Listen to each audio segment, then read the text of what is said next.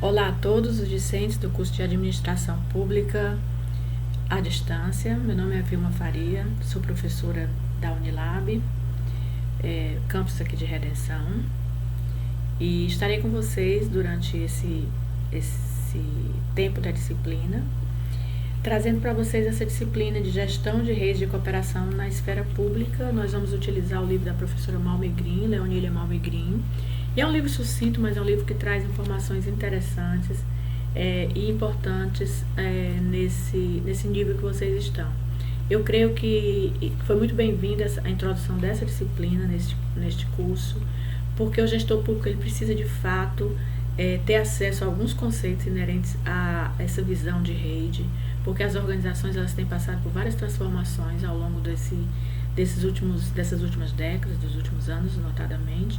E a organização em rede, ela tem sido muito estudada no âmbito das organizações privadas, mas agora o Estado ele começa também a mostrar que é importante trabalhar em parceria, né, com os três entes, os três atores principais assim, da sociedade, que é o Estado, o setor produtivo e a sociedade civil, através de suas organizações comunitárias.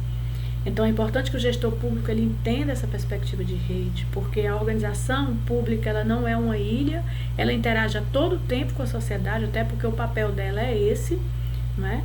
E é importante que o seu modus operandi ele venha a ganhar outras formas, né, de atuação dentro desse contexto complexo que é a sociedade.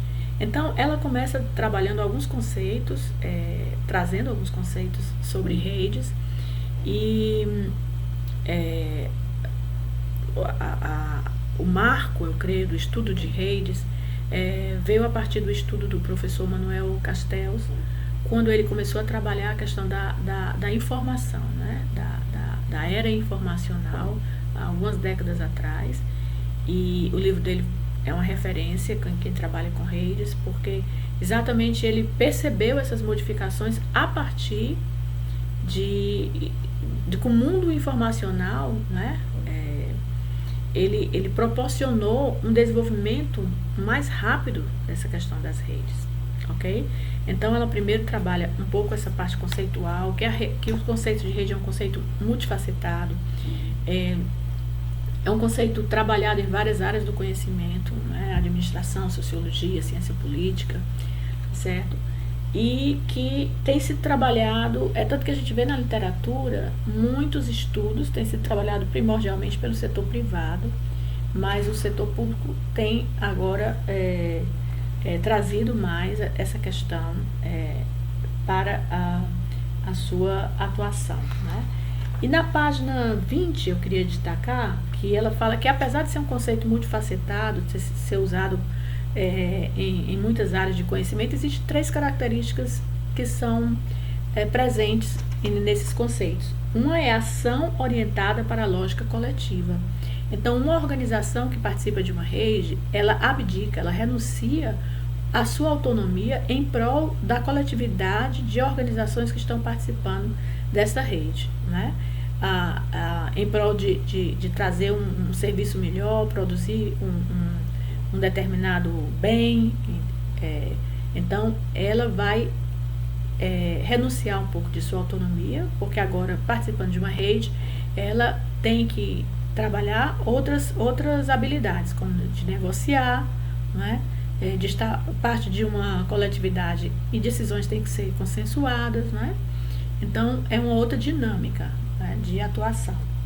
Estabilidade temporal. Apesar de existirem redes que surgem para uma emergência, como, por exemplo, nós estamos vivendo a questão do coronavírus, então, várias organizações da sociedade civil estão agora se reunindo para ações de solidariedade social. Então, são redes que surgiram a partir de uma emergência, às vezes um terremoto, uma enchente, uma calamidade social, e essa rede ela surge para dar conta desse problema emergencial e depois é uma rede efêmera, depois ela desaparece.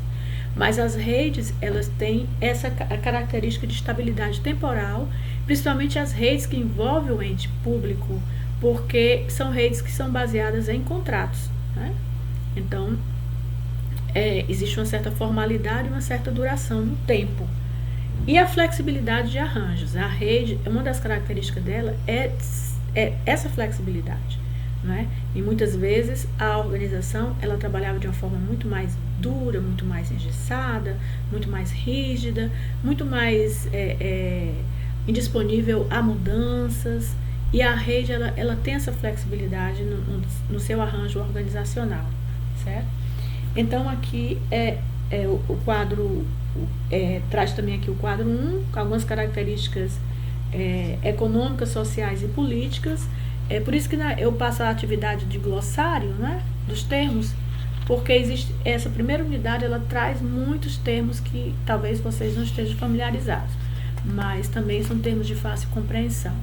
Mas o que eu queria chamar aqui, então, a atenção é que esse tema de redes é um tema bastante rico, né? Aqui nós vemos que na questão econômica, as redes, elas beneficiam os atores participantes da rede por conta da redução de custo de transação, que é um custo relacionado com os procedimentos de contratação entre organizações, que envolve negociação, elaboração, administração de contratos. Então, a rede, muitas vezes, ela reduz esse custo, né? Que envolve contratos individualizados, né? Mas também tem a valorização do capital social, que hoje também é muito importante, que se fala muito sobre essa característica, né, da organização social, a capacidade de se trabalhar junto, de ter confiança, de se trabalhar com uma certa coordenação ou governança, né? Se trabalha muito essa questão do capital social. E as redes também, elas existem porque, do ponto de vista político, é importante que as metas sejam cumpridas e muitas vezes as parcerias são fundamentais para isso. Por exemplo, consórcios entre municípios, né? Porque as redes, elas podem acontecer apenas com os entes federativos, né? Os municípios, estados e federação, e pode também ter redes entre esses entes e outros atores do mundo organizacional privado e das organizações comunitárias, né? Mas citando um exemplo, os municípios, é importante que muitas vezes eles tenham ações conjuntas. Por exemplo, Redenção. Antigamente, Redenção e Iacarape eram um município só. Então, hoje, são municípios muito, muito limítrofes, muito perto, né, um do outro, e compartilhamos alguns recursos naturais conjuntos, né? Por exemplo, passa um rio ou passa riachos que vão de um município para outro, né? Então, às vezes, há a necessidade de um planejamento de saneamento, e para otimizar isso é preciso que os dois municípios se unam para efetuar essa operação. Então, as redes, aí existe a figura dos consórcios intermunicipais, que é uma forma contratual, né? Mais baseado numa organização que se elabora para providenciar um determinado serviço para o município, seja na área da saúde ou na área do saneamento ou várias outras áreas.